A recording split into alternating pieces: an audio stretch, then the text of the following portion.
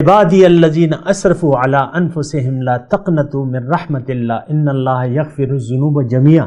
آپ میرے بندوں سے کہہ دیں، گناہگار بندوں سے کہہ دیں کہ اللہ کی رحمت سے مایوس مت. اللہ تعالیٰ تمام گناہوں کو معاف کر دینے والا ہے، یک دم معاف کر دینے والا ہے.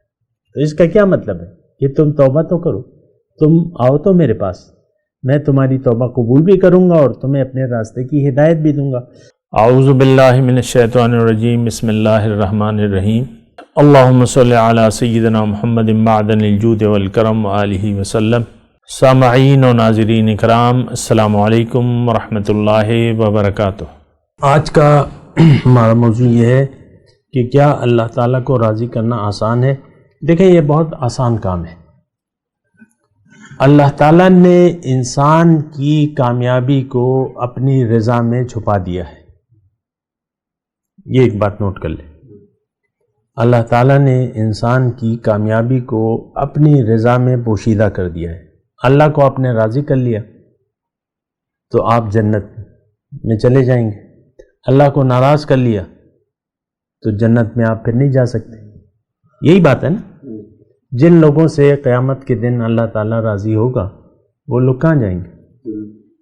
اور جن سے ناراض ہوگا تو دوزخ میں جائیں گے. تو اب یہ ہے نا کہ جو موضوع میں نے آج کا مقرر کیا ہے کہ کیا اللہ کو راضی کرنا آسان ہے، تو اس کا جواب ہاں میں ہے، بہت آسان ہے. دیکھیں، ایک حدیث اللہ تعالیٰ نے فرمایا کہ جب انسان میرے پاس ایک بالشت آتا ہے، میرے قریب آتا ہے، تو میں یعنی ایک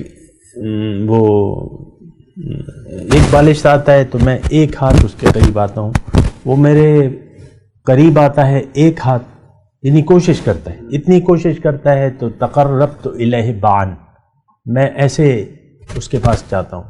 اور اگر وہ میرے پاس چل کر آتا ہے تو میں اس کے پاس دوڑ کے جاتا ہوں. اصل میں بات یہ ہے کہ رب تو ہمارے انتظار میں ہے. اگر آپ محسوس کریں اس بات کو، یہ اللہ تعالیٰ نے بڑا یہ کائنات ہمارے لیے سجائی ہے اور بڑی دیر ہو گئی ہے اس کو. آپ دیکھیں، ڈائناسور جو ہے وہ کروڑوں سال پہلے زمین پر بستے تھے. یہ تو سائنسی وہ ہے نا. اب ہمارے تو کروڑوں سال نہیں ہوئے، لیکن ایسی مخلوق تھی جو تو کروڑوں سال کی بات ہے. زمین بھی اربوں سال ہو گئی کائنات کو. بہرحال تو اب یہ سب کچھ جب انسان آ گیا، تھوڑی توجہ، جب انسان کو اللہ تعالیٰ نے پیدا فرما دیا اور وہ سلسلہ اور انسان بھی شروع ہو گیا اور پھر ہدایت کا سلسلہ بھی اللہ تعالیٰ نے شروع کر دیا. اب اللہ تعالیٰ ہمارے انتظار میں ہے کہ یہ بندہ میں اس کو ہدایت بھیجوں گا. ہدایت بھیج کے پھر اللہ تعالیٰ اس کے انتظار میں ہوتا ہے کہ کب یہ میرے پاس میری طرف رجوع کرے، میری طرف رخ کرے اور میرے پاس آنے کی کوشش کرے. جیسے کہ مثال کے طور پہ صلی اللہ علیہ وسلم مدینے کی ہجرت کا سفر تھا اور اطلاع پہنچ چکی تھی، مدینے ہجرت پہنچ چکی تھی. تو مدینے کی اب وہ انتظار میں تھے. حضور صلی اللہ علیہ وسلم مطلب پہلے قباء میں کہ ادھر ادھر انہوں نے ذرا ٹائم لے لیا تھا. تو مدینے کی جو تھی وہ بچیاں جو تھی صبح ڈیرہ لگا لیتی تھی مکے کے راستے جو مدینے آتا ہے، اور شام کو پھر چلی جاتی تھی. تو اس طریقے سے انتظار میں ہمارا رب. یہ دنیا اللہ تعالیٰ نے بنائی اس لیے ہے کہ ہم رب کی طرف ان ھذہ تذکرۃ فمن شاء اتخذ الی ربہ سبیلا. یہ تو ایک نصیحت ہے، بس جس کا جی چاہے اپنے رب کا راستہ اپنا لے. تو رب اب یہ آیت جو میں نے آپ کو پڑھی، یہ یعنی مختلف جگہ ہے، ایک ہی مضمون ہے اس کا. یہ میرے خیال سے یہ سورہ مزمل کی ہے اور ان हाज़िही तज़किरतुन फमन शाअ अत्तख़ज़ इला रब्बी सबीला। तो एक बात तो ये मैं आपको ये कह रहा हूँ कि रब हमारे इंतज़ार में है कि कब मेरा बंदा तौबा करता है, मेरी तरफ रुजू करता है और मेरे रास्ते पर चलना शुरू कर देता है मेरे हुक्म के मुताबिक। तो एक बात तो ये नोट कर लें कि रब हमें देख रहा है। समीउन इन्नहु काना बिइबादिही खबीरम बसीरा के मैंने आपको आयत सुनाई थी कि अल्लाह ताला हमें हमारे हालात से भी वाकिफ़ है और हमें देख भी रहा है। और फिर मैंने आपको क्या कहा कि वो हमारे इंतज़ार में भी है, मेरा बंदा है। कुल लिइबादी अल्लज़ीना असरफू अला अनफुसिहिम ला तक़नतू मिन रहमतिल्लाह इन्नल्लाह यग़फ़िरुज़्ज़ुनूब जमीआ। आप मेरे बंदों से कह दें, गुनहगार बंदों से कह दें कि अल्लाह की रहमत से मायूस मत। अल्लाह ताला तमाम गुनाहों को माफ़ कर देने वाला है, यकदम माफ़ कर देने वाला है। तो इसका क्या मतलब है कि तुम तौबा तो करो, तुम आओ तो मेरे पास, मैं तुम्हारी तौबा कबूल भी करूँगा और तुम्हें अपने रास्ते की हिदायत भी दूँगा। तो मैं आपको ये कह रहा हूँ कि अच्छा देखें, एक और हदीस के मफ़हूम की तरफ मैं आपकी तवज्जो करता हूँ कि वो हुजूर कि अल्लाह ताला अपने बंदे के रुजू पर इतना खुश होता है उस आदमी से ज़्यादा जिसका एक सहरा में ऊँट गुम हो गया और वो बहुत फिरा उसकी तलाश में, लेकिन वो नहीं मिला। अब कोई रास्ता नहीं था, कोई खाना नहीं था, पानी नहीं थी, वो अब मौत के इंतज़ार में बैठ गया।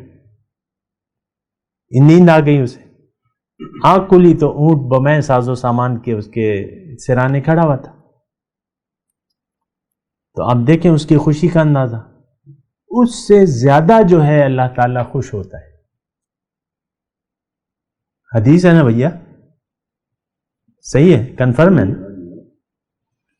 तो देखें मतलब उससे ज़्यादा खुशी मैं अगर तौबा करूं मिसाल के तौर पे और अल्लाह की तरफ रुजू कर लूं तो क्या कहने, आप तो अंदाज़ा तो करें। इससे आप रब के, यानी मैं जो आपको कह रहा हूं कि वो तो हमारे इंतज़ार में है और बहुत खुश होता है। पैदा ही कायनात इसलिए की है कि वो ये बंदा जो है दुनिया के इम्तिहान से गुजर के मेरे पास आ जाए।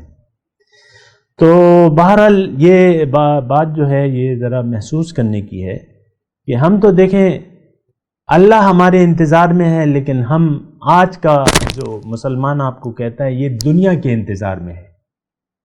कब होगा कि बांड नंबर मेरा लग जाएगा, मैंने बांड लिया हुआ है, कब होगा, कारोबार खोला हुआ है, कब डॉक्टर मेरा बच्चा डॉक्टर बन गया है, कब ये प्रोफेसर बनेगा और इसको मैं एक क्लिनिक बना के दूंगा जहाँ देह मार 4.5 होगा ना, ये टेस्ट होंगे और ये वो होगा और ये लैब के वो होंगे। तो इसके इंतज़ार में हैं। आप देख लें हम दुनिया के इंतज़ार में हैं। आज का मुसलमान जो है वो दुनिया की बेहतरी के इंतज़ार में है। हमारी हिर्स लालच ख़त्म ही नहीं होती, इंसान बस ही नहीं करता दुनिया पर, हाय दुनिया हाय दुनिया हाय दुनिया, और चाहिए और चाहिए। तो हम तो यानी ये एक नामुनासिब बात है कि रब तो हमारी तौबा के इंतज़ार में है और हम दुनिया क्या है, जहन्नम है। बग़ैर अल्लाह की याद के ये दुनिया जहन्नम है, ये बात नोट कर लें। अल्लाह को भूल के अगर आप दुनिया में ज़िंदगी गुजार रहे हैं तो आपका ठिकाना दोज़ख है, ये बात नोट कर लें। अल्लाह को भुला के अगर आप अल्लाह की याद से अगर आप गाफिल हैं तो ये दुनिया लानती है। हुजूर के अल्फाज हैं, अद्दुनिया मलऊनुम मलऊनुम मा फीहा, ये मलऊन है और लानती है जो कुछ इसमें है, क्योंकि आपने अल्लाह की याद को भुला दिया है। आज का सारा मुसलमान, आप देख लें मेरी बातें काफ़ी लोग सुनते हैं, कभी 500 कभी 400 कभी क्या, लेकिन कोई असर तो नहीं हो रहा। मेरे तो ये कोई मतलब आप देख लें कितने साल हो गए।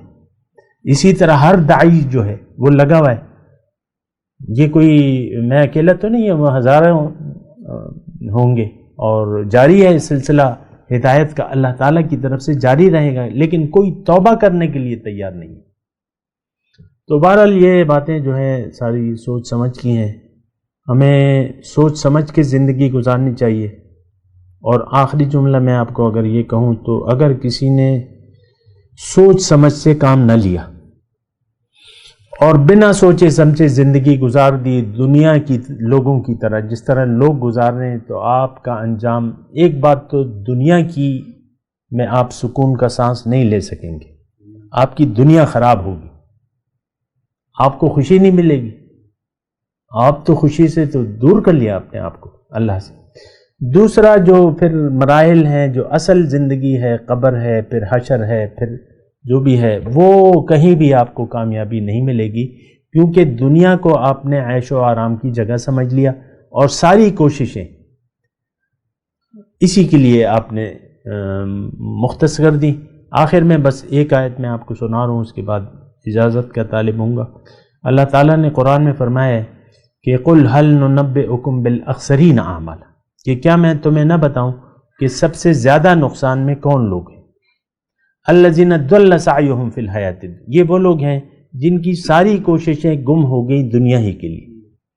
وَهُمْ يَحْسَبُونَ أَنَّهُمْ يُحْسِنُونَ صُنْعًا، اور خیال وہ کر رہے ہیں کہ ہم تو اچھے کام کر رہے ہیں۔